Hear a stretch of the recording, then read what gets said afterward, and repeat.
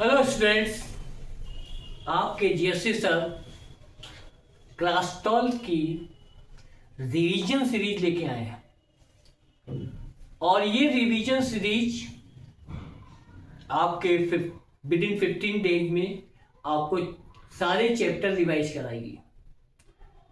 और इस revision series में आपको first chapter two last chapter तक विद न्यूमेरिकल रिवाइज कराया जाएगा। ये इंपॉर्टेंट सीरीज है। जो बच्चे अपने मार्क्स एक्सीड करना चाहते हैं, बढ़ाना चाहते हैं, है ना, 95, 96, 97 एंड 100 मार्क्स लाना चाहते हैं, उनके लिए भी इंपॉर्टेंट है। और जो बच्चे अभी तक कुछ पढ़े नहीं हैं और वो पढ़ना चाहते हैं कि उनके भी मार्क्स आ जाए अच्छे, तो उनके लिए भी इंपॉर्टेंट है, जो कि 90 के करीब पहुंचना चाहते हैं। इस सीरीज को फॉलो करते रहें और पढ़ते रहें, सारे इंस्ट्रक्शन फॉलो करें, तो इस सीरीज में तो वो सारे जैसे मार्क्स लेना चाहते हैं वो मिल जाएंगे। ठीक है, okay. Now start from first lesson, solutions. Okay, solution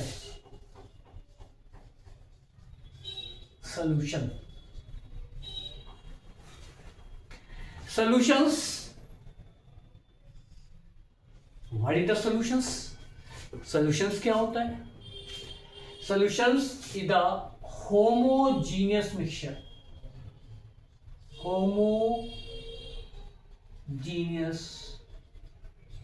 mixture solution is the homogeneous mixture two or more component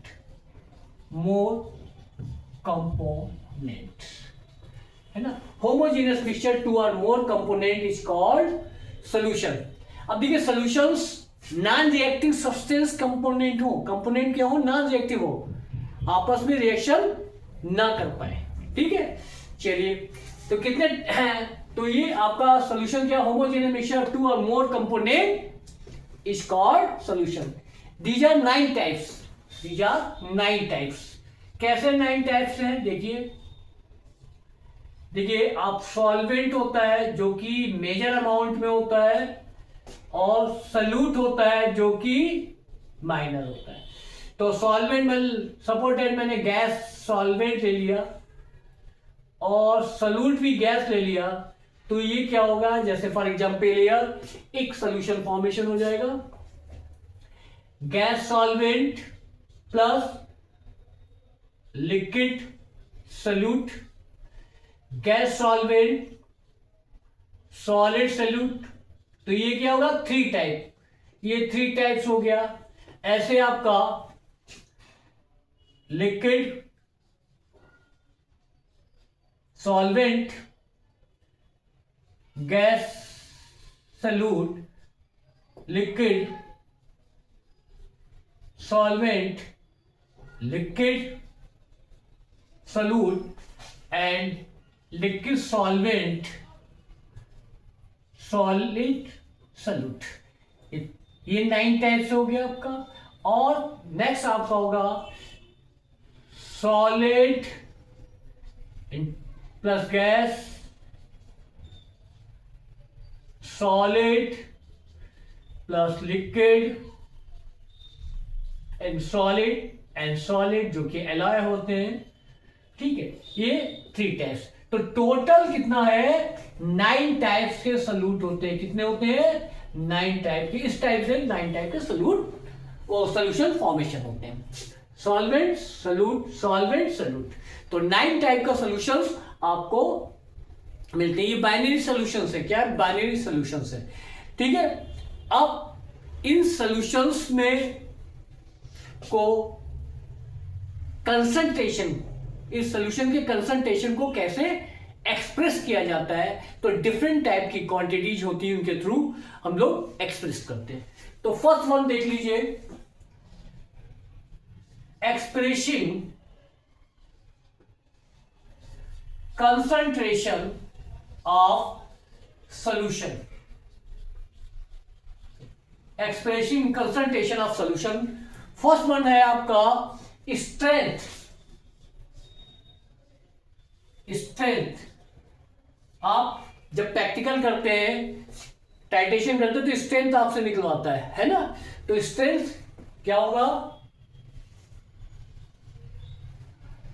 gram weight of solute, एक ग्राम पर लीटर में है, gram weight of solute solution in litre. तो gram weight of solute upon solution, ये आपका strength का formula है। तो स्ट्रेंथ क्या है, gram weight of solute upon solution.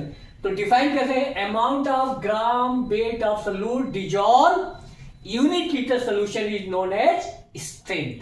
क्या है, स्ट्रेंथ। आप किसी की स्ट्रेंथ निकालते हैं ऐसे निकाल सकते हैं, ठीक है। परसेंटेज में निकालते हैं स्ट्रेंथ तो 100 से मल्टीप्लाई कर देते हैं, ठीक है, ओके। नेक्स्ट आपका है, तो फर्स्ट हुआ। Second,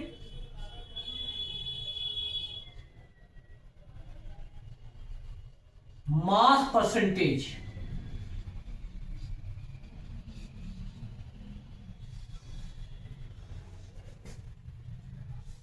mass of solute, mass of solutions into 100, ये फॉर्मूला है। तो क्या डिफरेंस होंगे, mass of solute dissolve in 100 gram of solution is known as mass percentage. Gram में वैल्यू ली जाएगी। आपका क्या है, volume percentage, volume percentage, same type का फॉर्मूला है। Volume of solute upon value of solution,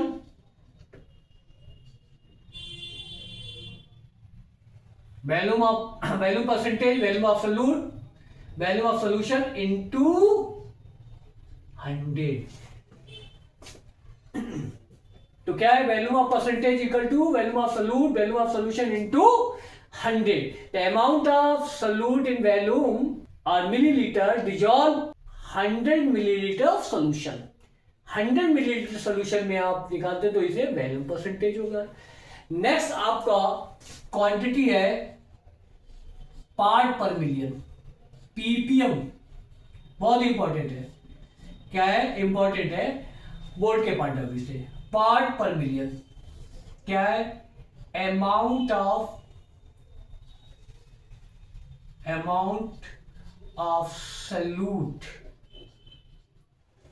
ठीक है, amount of solute in gram upon weight of solution in 1 million. यानी amount of solute dissolved in per million of solution is called part per million। तो part per million क्या है, amount of solute dissolved in per million weight of solution is known as part per million। बहुत small quantity को measurement करने के लिए use होता है। जैसे एयर में आपकी इंप्योरिटीज है, वाटर में इंप्योरिटीज है, इसको मेजर करने के लिए, बहुत माइनर कंसंट्रेशन को मेजर करने के लिए यूज किया जाता है। नेक्स्ट आपका आता है fourth one, molarity. Fourth one क्या है, molarity. Number of mole of solute dissolve unit liter solution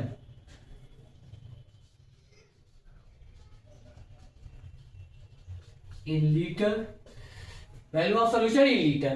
क्या कह सकते हैं इसको, कैसे डिफिनेशन दे सकते हैं इसको, डिनोट करते हैं कैपिटल एम से। The number of mole of solute dissolve in unit litre solution is known as molarity. Number of moles कैसे नोट किए जाते हैं यानी निकाले जाते हैं? Gram weight molecular weight upon volume of solution in litre. Clear? तो मोलरिटी निकाल सकते हैं। अब यहां पे मोलरिटी के पॉइंट ऑफ व्यू से एक इंपॉर्टेंट बात क्या है? Molarity depend upon temperature. Molarity depends upon temperature. ध्यान रखना, मोलरिटी बहुत अच्छा पॉइंट है। Molarity depends upon temperature.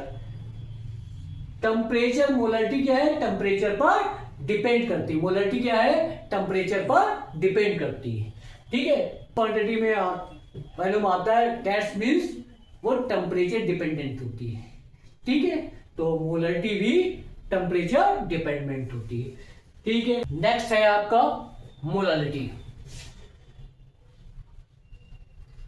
Molality fifth है molality.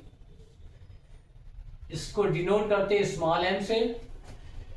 Number of moles dissolve in 1 kilogram of solvent. तो वेट ऑफ सॉल्वेंट क्या है? वेट ऑफ सॉल्वेंट वो भी किलोग्राम में होना चाहिए आपका।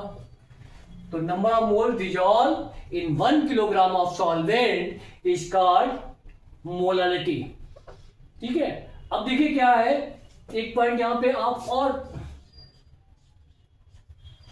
देख सकते हैं कि आपको दिया जाए कि मोलालिटी अच्छा कंसंट्रेशन को एक्सप्रेस करने की क्वांटिटी है या मोलालिटी। तो जो एक्सप्रेस करने का पावर जिसमें किसमें मोलालिटी में ज्यादा है। आप किसी कंसंट्रेशन को एक्सप्रेस करें तो मोलालिटी की वैल्यू होती है, नहीं मोलालिटी से आप ज्यादा अच्छी तरीके से किसी को एक्सप्रेस कर सकते हैं कंसंट्रेशन का। Okay,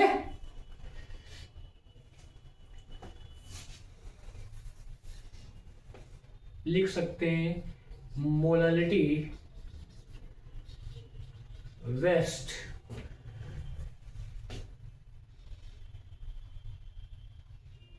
compare to molality. Molality best expression कर सकते हैं, expression of concentration compare to molality. Clear? चलिए नेक्स्ट है आपका नॉर्मलिटी।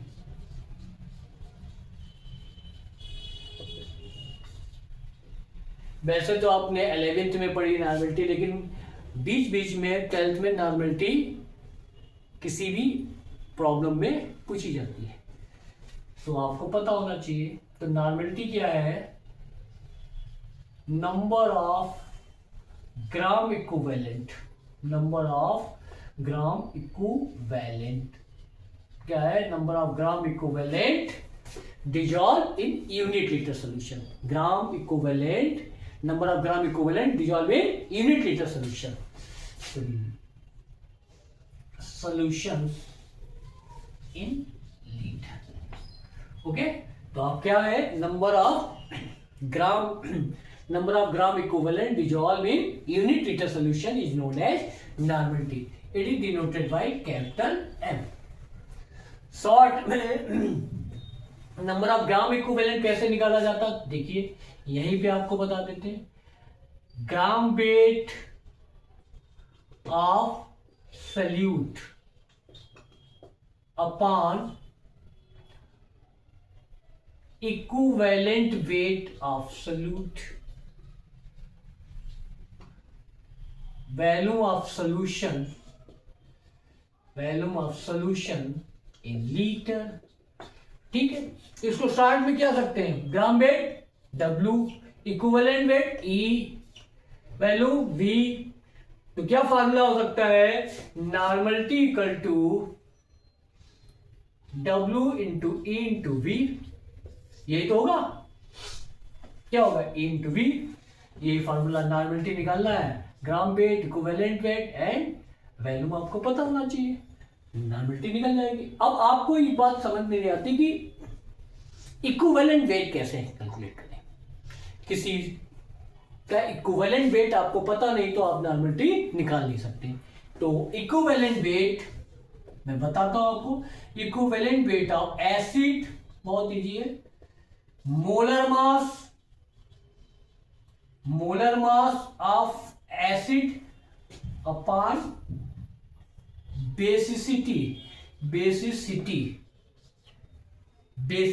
अब आपको ये पता होना चाहिए कि बेसिसिटी क्या, जैसे मान लीजिए आपके पास HCl है, HCl का आपको equivalent weight of HCl acid है निकालना होगा, तो क्या करना है, मोलर मास कितना होता है 1 + 35.5 क्लोरीन है मोलर मास, और बेसिसिटी कितना, जितना H+ ion replaceable H+ ion होता है, जैसे ये है, इसका आयनाइजेशन करते हैं तो क्या है, रिप्लेसेबल कितना है 1 है, तो इसकी बेसिसिटी क्या 1 हो गया, तो इसका इक्विवेलेंट वेट क्या होगा 36.5।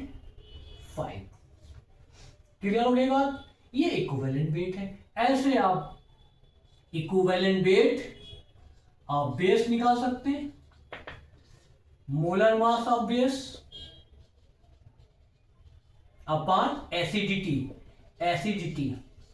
अब एसिडिटी क्या है, जितना नंबर ऑफ हाइड्रोक्सिल आयन होते हैं वो एसिडिटी होती है बेस की।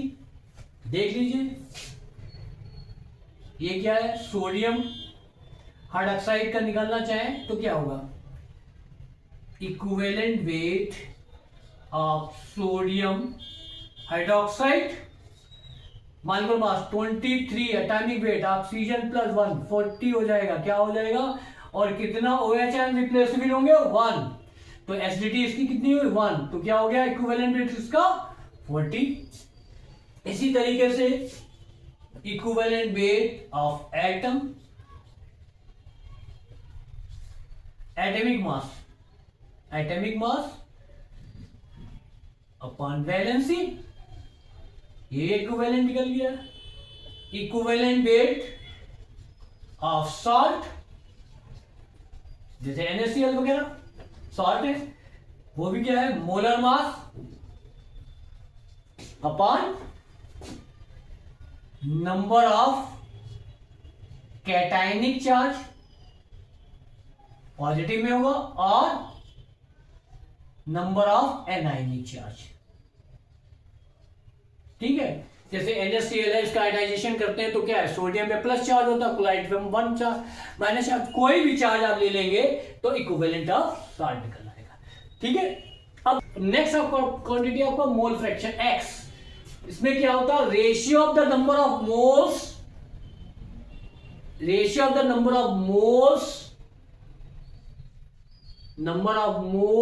Of solute upon number of moles of solution, ये आपका क्या है, मोल फ्रैक्शन है, किसका, ये सॉल्यूट का जब निकालना होगा मोल फ्रैक्शन, तो number of mole of solute small N से नंबर ऑफ मोल्स सॉल्यूट के small N and capital N, mole fraction number of mole of solute upon number of mole of solution का ratio होता है। तो आपको solute का जब mole fraction निकालना होगा तो number of moles upon number of moles of solute and plus number of mole of solution, ये सॉल्यूशंस के मोल्स हैं और ये सॉल्यूट के मोल्स हैं, ठीक है, ये सॉल्यूट के मोल्स, ये आपका सॉल्यूट के लिए है। ये क्या मोल फ्रैक्शन किसके लिए है, सॉल्यूट के लिए। सॉल्वेंट होगा जस्ट इसका अपोजिट होता है, सॉल्वेंट के लिए क्या होता है, सॉल्वेंट के लिए X निकालना है नंबर ऑफ मोल, तो capital N small n capital N, ये इसके लिए फॉर्मूला अप्लाई कर रहे हैं। अब एक आप निकाल लेते हैं मोल फ्रैक्शन एक वैल्यू निकाल लेते हैं सोल्यूट की या सॉल्वेंट की, तो इसका रिलेशन होता है XA plus XB equal to 1। आपने एक का मोल फ्रैक्शन सोल्यूट का निकाल लिया तो सॉल्वेंट का निकल आएगा, सॉल्वेंट का निकाल लिया तो सोल्यूट का निकल आएगा। इस रिलेशन से आप निकाल सकते हैं, ठीक है। अब इस पे हम कुछ प्रॉब्लम्स लेते हैं। Calculate the molarity of solution containing 5 gram of sodium hydroxide in 450 millilitre of solutions. तो मोलरिटी का फॉर्मूला आप जानते हैं, मोलरिटी का formula capital M equal to number of mole of solute upon volume of solution in litre, ठीक है। तो आपके पास क्या क्या है, नंबर ऑफ मोल्स कितने हैं, कितना है 5, नंबर ऑफ मोल्स क्या है 5 ग्राम्स, और मोलर मास कितना होता है सोडियम हाइड्रोक्साइड का 40, कितना होता है 40। वॉल्यूम ऑफ सॉल्यूशन कितना ले लिया है आपका 450। ये क्या हो गया आपका, कैलकुलेट करेंगे तो 0.15, और ये मिलीलीटर में इसको क्या करते हैं 1000 से डिवाइड कर देंगे, है ना।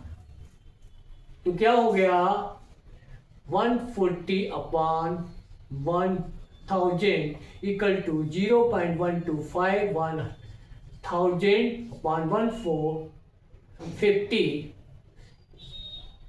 कितना हो गया है, इसका आंसर आएगा 0.78 मोल पर लीटर। देखिए, चलिए नेक्स्ट क्वेश्चन करते हैं। देखिए इस प्रॉब्लम को देखते हैं कैसे टैकल करते हैं।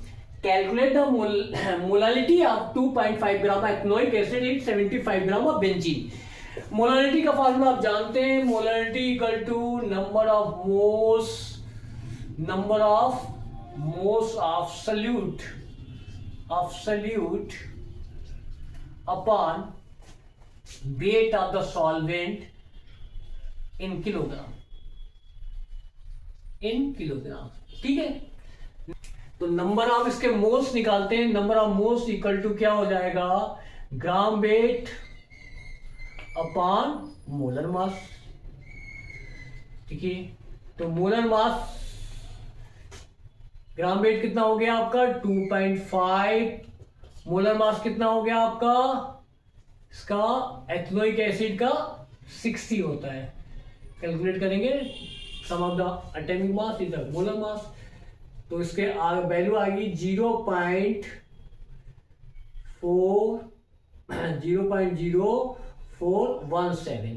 क्या हो गया आपका, ये वैल्यू आ गई नंबर ऑफ मोल्स की। अब ये पुट कर देते हैं यहाँ पे वैल्यू कितनी 0.0417 अपॉन वेट ऑफ सॉल्वेंट कितना 75 ग्राम, इसको किलोग्राम में चेंज करते थे 1000 से मल्टीप्लाई करेगा, क्या करेगा वो डिवाइड करेगा, डिवाइड करने पर तो क्या होगा 0.0417 इंटू 1000 अपॉन 75। कैलकुलेट करने के बाद आएगा 0.556 मोल पर किलोग्राम। क्या आएगा मोल पर किलोग्राम। अब देखिए आपका मैंने रिवीजन सीरीज का पहला लेक्चर स्टार्टिंग हो गई है आपकी, लगातार मेरे साथ बने रहें और रिवीजन करते रहें, है ना। आप इस लेक्चर का प्रॉब्लम्स करें, फॉर्मूले लर्न करें और नेक्स्ट लेक्चर में इसके कंक्लूड करेंगे। अब मेरे लेक्चर को आप लगातार लाइक करिए, शेयर करिए और सब्सक्राइब कीजिए। आपके पास नोटिफिकेशन आता रहेगा, लेक्चर कंटिन्यू पर डे आपको मिलेगा, ठीक। ठीक है, जितना लेक्चर आपको दिया जाए वो पर डे आपको करना है। रिवीजन का मतलब अब आपके पास टाइम तो है नहीं, है ना। Okay, thank you.